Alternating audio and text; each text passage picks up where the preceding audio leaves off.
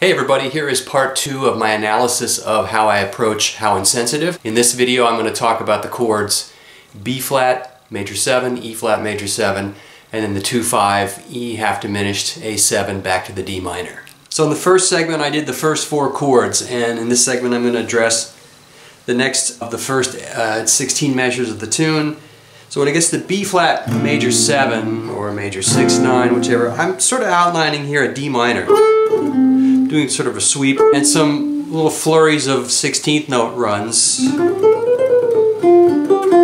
which would essentially be the D minor sound. You know, D minor repeats itself a lot in this tune. You want to find the common tones in the chords, meaning that if you've got a B flat major 7 and a D minor is also in there. So that's essentially what I'm doing. When I get to the E flat major 7, I'm just moving up here to G minor. And of course those sweeps for the D minor, it's an F major and a D minor. And then some chromatics. You can hear the little bit of the difference because when I go from that chord to the E flat, that A is still in there, that sharp 11. And that comes back for the turnaround, and with the turnaround I did this line like this. And what that is I'm outlining the half diminished. So I got the root flat 5, flat 7, and then I'm moving into this shape, which is essentially, it's an A major with the flat 9. And there's the flat 7.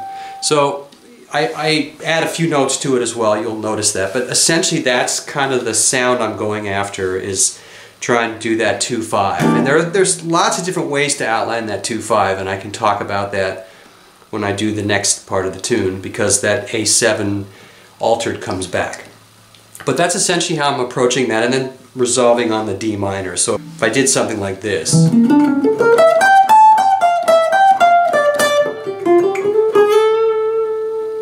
or I could, there's the resolution right there. So there's many ways to approach that sound, but essentially that's what I'm looking at when I play, or that's what I'm hearing, is that sound. And the line that I did in the first video, which is this one, I could use that too as a turnaround. I could do something like this.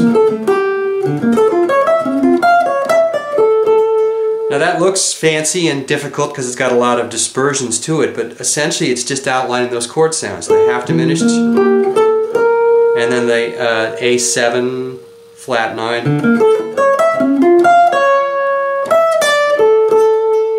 In fact, those of you that know the tune Euroland,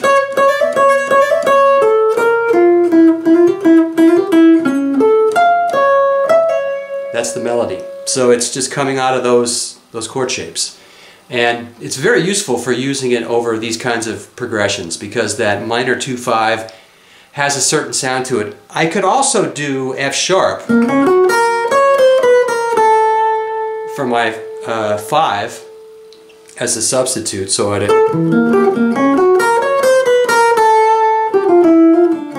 gotta be careful that F sharp. Make sure that you put it in the right place, and make sure that it doesn't become too obtrusive, because it might sound a little funky if you don't put the right emphasis on it. But essentially what I'm using is on that solo that I put up of me warming up on that tune.